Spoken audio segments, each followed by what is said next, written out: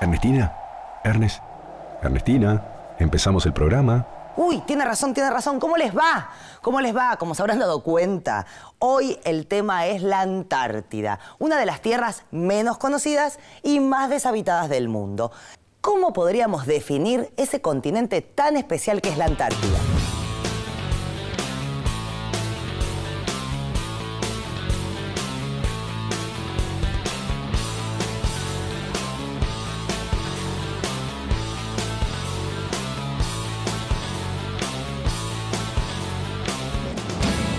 Bueno, la Antártida es el cuarto continente más grande del mundo. Su ubicación ya la vimos en el mapa. Tiene forma circular, rodeando al Polo Sur, un largo brazo, la península antártica, que se extiende hacia América del Sur, y dos grandes escotaduras, los mares de Ross y Weddell, y sus plataformas de hielo. Su extensión es de poco más de 14 millones de kilómetros cuadrados.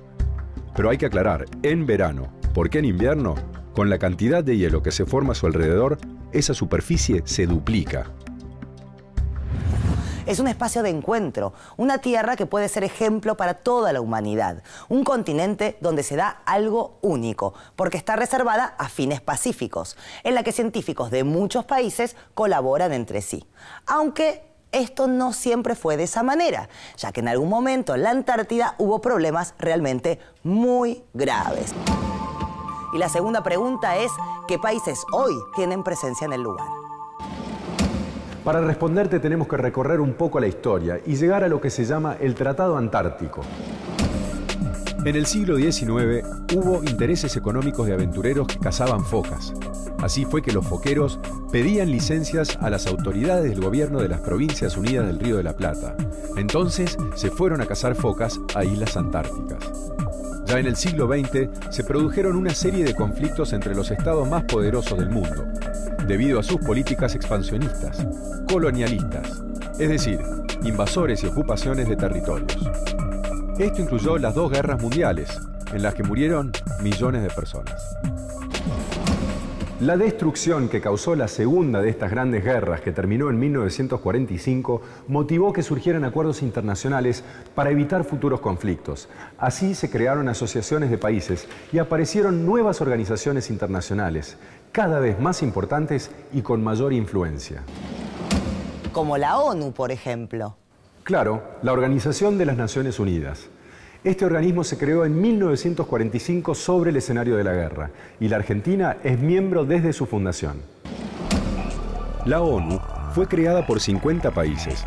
Hoy son casi 4 veces más. Sus objetivos principales eran mantener la paz y la seguridad internacional, garantizar el respeto por los derechos humanos y promover el desarrollo económico y social de todos los pueblos del mundo. Si bien desde entonces la ONU no pudo garantizar completamente la paz mundial, por lo menos evitó que se multiplicaran las guerras. Perdón, profe, ¿y la Antártida?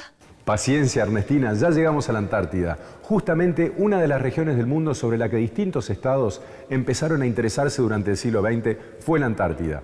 Y eso podría haber sido un importante motivo para serios conflictos. Me refiero a choques entre estados que pretendían controlar este continente despoblado. Fue entonces que, para evitar conflictos, 12 países decidieron reunirse para elaborar un tratado que permitiera evitar que la Guerra Fría se traslade al continente blanco. De alguna manera, el sistema de estados organizado desde la creación del Tratado Antártico facilitó la solución. Fue a partir de 1959 que comenzaron diálogos y negociaciones para detener una carrera para tomar posesión de algún sector de la Antártida. Y así surgió el Tratado Antártico en 1961. Aclaremos que un tratado es un documento con lo decidido en negociaciones entre gobiernos, para resolver diferencias sobre algún tema. Mediante este tratado, 12 países se comprometieron a compartir la administración de la Antártida y garantizar su utilización con fines pacíficos y la cooperación internacional en investigaciones científicas. Un hecho importante fue que para evitar la guerra se prohibió el uso de armas nucleares y los militares solo pueden estar para apoyar a la actividad científica. Y los países firmantes del Tratado Antártico son Argentina, Australia, Bélgica, Chile, Francia, Japón, Nueva Zelanda, Noruega, Sudáfrica, la antigua Unión de Repúblicas Socialistas Soviéticas, Gran Bretaña y Estados Unidos. Quiero saber cómo empezó a explotarse la Antártida, o sea, ¿cuándo se llegó al continente? Se sabe que los primeros avistajes fueron durante el siglo XVII. Por ejemplo, en 1756, un navío español llamado El León, procedente del Perú, tuvo que enfrentarse con un temporal en el Cabo de Hornos que lo llevó por primera vez a una isla subantártica a la que luego llamaron San Pedro. Después, entre 1772 y 1775, el capitán inglés James Cook, un navegante y explorador inglés, desembarcó en las islas descubiertas por los españoles y les cambió el nombre, llamándolas Georgias y Sandwich del Sur. En el siglo XIX, el almirante Guillermo Brown emprende una campaña en 1815 para hostigar a la flota española en el Pacífico. Pero al atravesar el Cabo de Hornos, un fuerte temporal lo derribó hacia el mar Antártico, alcanzando los 65 grados de latitud sur. En sus informes, Brown indica la presencia de tierra cercana. En 1818, un comerciante llamado Juan Pedro Aguirre presenta al Consulado de Buenos Aires un pedido de autorización para instalar un establecimiento para la caza de lobos marinos en alguna de las islas existentes a la altura del Polo Sur. Esto confirma que ya en esa época Buenos Aires tenía conocimiento de las tierras antárticas, ya que se contaba con información de foqueros argentinos que habían visitado con anterioridad las islas. Pero recién, en 1831, el continente fue avistado por primera vez y la península antártica fue descubierta en 1839. Fue recién a principios del siglo XX que comenzó a haber una presencia permanente en la Antártida. ¿Y quiénes fueron? ¿Los Estados Unidos? ¿Reino Unido? En realidad, ninguna de esas grandes potencias, sino que fue nuestro país. El 22 de febrero de 1904, la Argentina fue el primer país en establecer una estación meteorológica permanente en la isla Laurie de Orcadas del Sur, a diferencia de las otras instalaciones de principales potencias que en ese momento eran temporales. Esto quiere decir que Argentina fue el primer país en establecerse en forma permanente, o sea, todo el año en territorio antártico. Sí, pero luego de 40 años, potencias como el Reino Unido, Francia, Estados Unidos y España comenzaron a instalar bases permanentes, ya que se encontraban muy interesadas en explotar los recursos marinos. El recurso que más les interesaba eran las focas, ¿o no?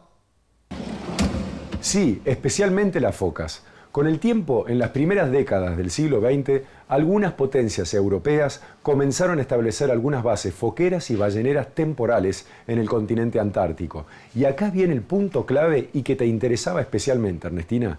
Estos países comenzaron a reclamar derechos de soberanía.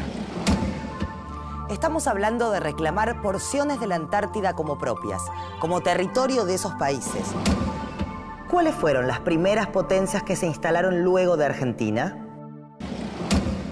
En 1908, Gran Bretaña se estableció en la península antártica con una base temporaria, Islas Georgias del Sur y Sandwich del Sur, bajo dependencia de las Islas Malvinas, que fueron ocupadas ilegalmente por Gran Bretaña y en 1962 declararon el territorio antártico británico. En 1923, Nueva Zelanda estableció la dependencia de Ross bajo su administración. En 1924, en Francia, se firmó un decreto presidencial por el cual se reservaban derechos sobre una zona conocida como Tierra Delia. En 1931, Noruega proclamó tierras antárticas bajo su soberanía. Y en 1933, Australia estableció el territorio antártico australiano. Ay, profe, hasta ahora estamos hablando de Inglaterra, de Francia, de Noruega. ¿Y los argentinos y los chilenos, que somos los que más cerca estamos de la Antártida? Bueno, en 1940, Chile, mediante un decreto presidencial, estableció el territorio antártico chileno. Y 3 años después, nuestro país estableció el territorio antártico argentino. Los países que reclamaron soberanía sobre distintas tierras de la Antártida fueron 7. Inglaterra, Francia, Nueva Zelanda, Australia, Noruega, Chile y la Argentina. Es así, de todos los puntos del globo terráqueo. ¿Y qué resultados tuvieron esos reclamos o esas declaraciones de territorios antárticos? Bueno, hubo un problema. Estos países intentaron establecer soberanía territorial sobre la Antártida. Reclamaron administrar una porción del continente y así aprovechar sus recursos. ¿Pero qué sucedió? La dificultad era que los territorios en muchos casos se superponían. Es decir, había tierras que eran reclamadas como propias por dos países. Y a esto se sumaba el interés sobre la región que tenían otras dos grandes potencias. Los Estados Unidos y la Unión Soviética, que comenzaban a controlar las relaciones internacionales en el mundo. Cada gobierno mandaba a la Antártida sus buques. Y buque va, buque viene.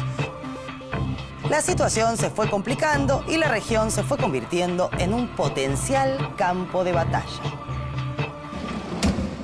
Así fue. Los países crearon un espacio de encuentro y de entendimiento entre los gobiernos, los que reclamaban soberanía y otros con distintos intereses sobre el continente. Y así se firmó el Tratado Antártico. ¿Y qué permitió el Tratado Antártico? En principio, resolver esa situación de posibles conflictos. El tratado definió qué actividades podrían realizar los estados en ese continente y puso en un segundo plano, al menos por un tiempo, los reclamos de soberanía. La actividad principal sería la investigación científica.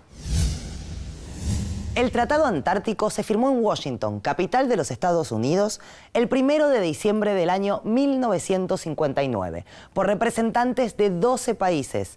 A los 7 que habían planteado reclamos territoriales se le sumaron Bélgica, Japón, Sudáfrica, la Unión Soviética y el anfitrión, Estados Unidos. Los científicos de esos 12 países habían sido los más activos en la Antártida durante el llamado Año Internacional Geofísico, entre 1957 y 1958.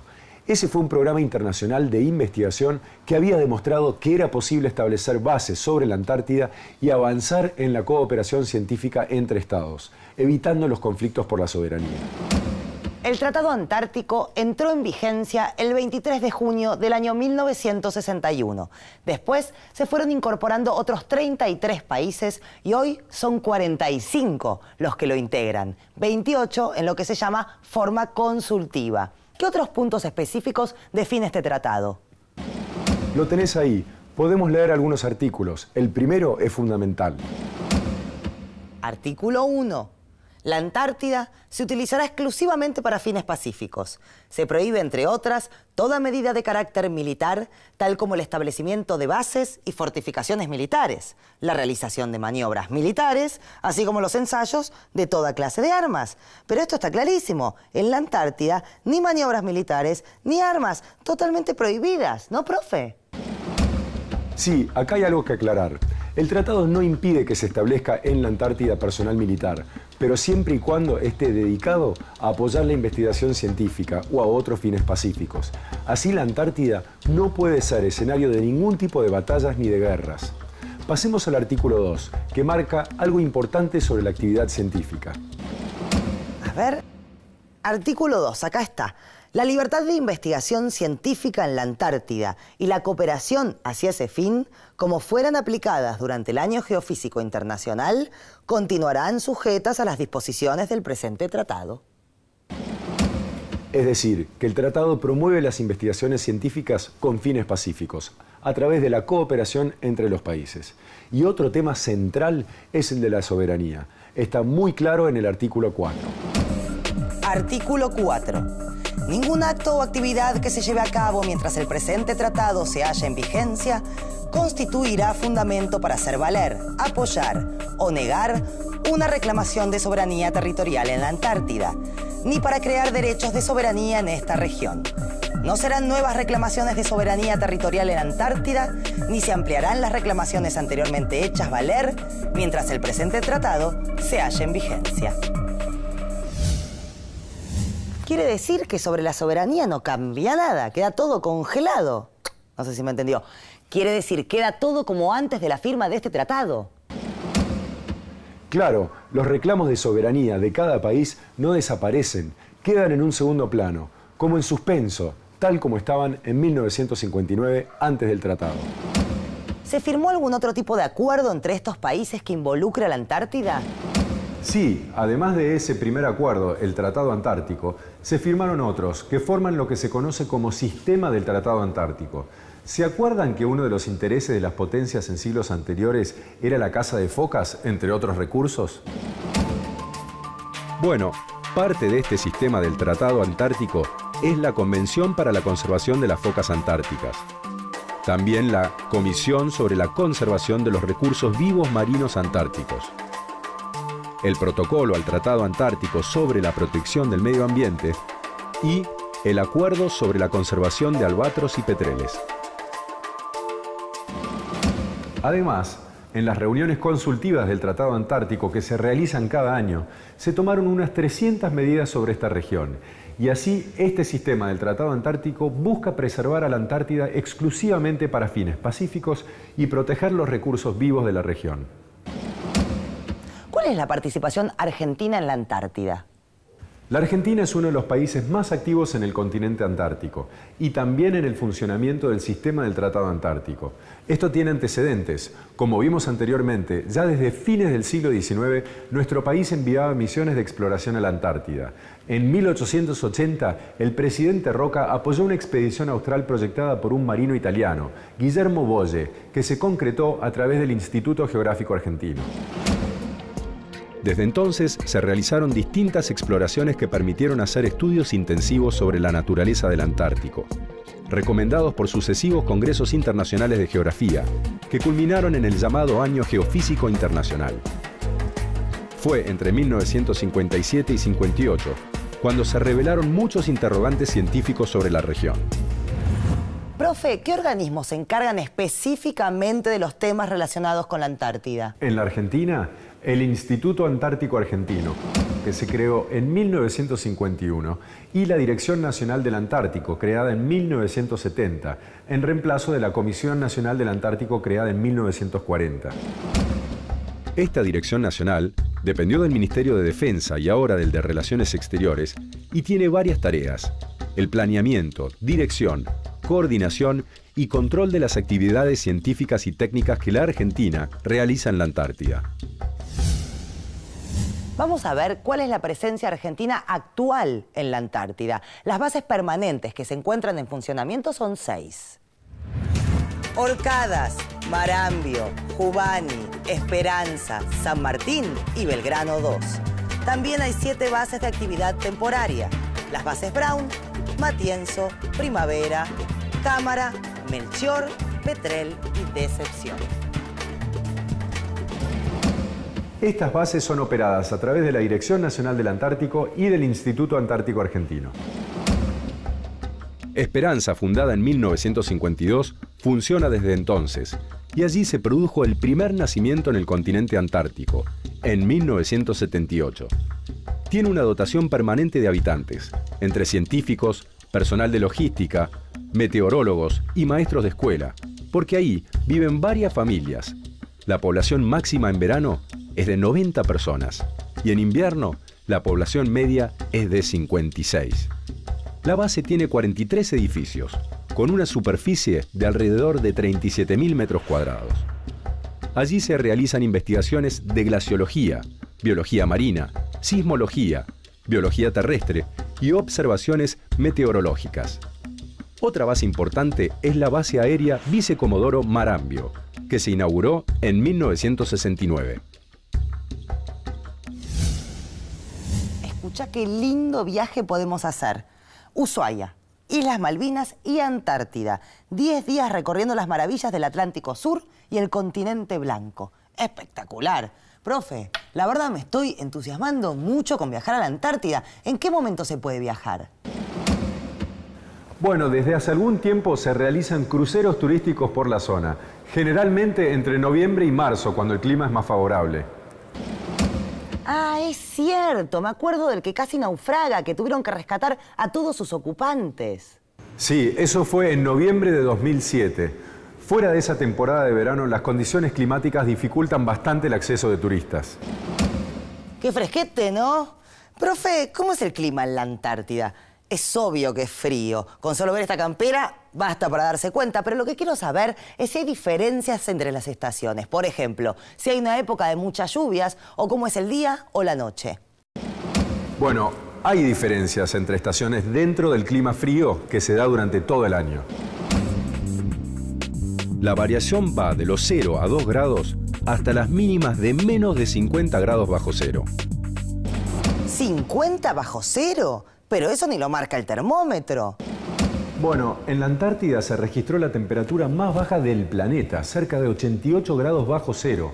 Pero la diferencia más notable entre estaciones es que en verano los días no tienen noche, es decir, que hay luz natural las 24 horas, y en invierno sucede lo contrario. En el centro del continente se producen fríos extremos, con pocas lluvias en forma de nieve. Las costas tienen temperaturas un poco más suaves, pero con cielos muy cubiertos y muchas precipitaciones. La península antártica tiene un clima menos frío y son frecuentes la nieve y la lluvia. Debe ser dura la vida en la Antártida, especialmente en invierno, con esa noche permanente y tanto frío. Las bases están perfectamente abastecidas y calefaccionadas. Existen bibliotecas, gimnasios y en la actualidad hay televisión satelital, teléfonos e internet. ¿Y antes cómo vivían sin tanta tecnología? Era difícil, al principio se encontraban incomunicados por meses, hasta que pudieron instalar bases de radio para comunicarse con el continente. ¿Y cómo se abastecen de alimentos y de otras cosas de suma importancia para la vida cotidiana? Todas las bases de la Antártida son abastecidas todos los veranos a través de la logística de las Fuerzas Armadas. Argentina tuvo el rompehielos General San Martín hasta que lo reemplazó con el rompehielos Irízar. De esta manera se llegaba hasta todas las bases de la península antártica. Luego del incendio en el 2007, se decidió repararlo y, mientras tanto, utilizar otros medios de transporte, incluyendo el alquiler de un rompehielos. También llegan los aviones Hércules C-130, pero hasta la base de Marambio, en donde se encuentra una pista de aterrizaje de la Fuerza Aérea Argentina. En la base Marambio hay un avión más pequeño que permite aterrizar en la nieve con esquís y unir Marambio con las bases San Martín, Jubani y Esperanza. Durante el verano llevan helicópteros dentro de los aviones Hércules que transportan a científicos que viven en carpa durante 2 meses aproximadamente desde y hacia Marambio. Con estos transportes es posible trasladar al personal que cumplirá tareas científicas, técnicas, educativas, artísticas y logísticas, como así también las provisiones para la alimentación, calefacción y movilidad que serán utilizadas durante el período invernal. Acá estaba leyendo un dato interesante. Buenos Aires es sede de la Secretaría del Tratado Antártico. Sí, formalmente desde el 1 de septiembre de 2004. Y esto también tiene mucho valor. Y se lo debemos a la participación de los muchos investigadores y personal del Instituto y la Dirección Nacional del Antártico en los avances científicos sobre el continente. Y volviendo al Tratado Antártico, ¿qué hubiera sucedido si no se firmaba ese acuerdo? Es una pregunta difícil de responder. La situación era complicada por los reclamos de territorios superpuestos de distintos estados. El interés de las grandes potencias se fundamentaba en la explotación de los recursos de la región, como las focas y otros recursos marinos y geológicos. Una explotación sostenida de esos recursos en la Antártida hubiera provocado grandes impactos ambientales. Eso sí podemos afirmarlo. Y el tratado y todo el sistema del Tratado Antártico se convirtió en un resguardo de este territorio para mantenerlo como un patrimonio mundial para las futuras generaciones. Vamos a hacer nuestro pasando en limpio, así todos recordamos lo más importante del programa de hoy. ¿Y saben qué? Lo vamos a hacer en números.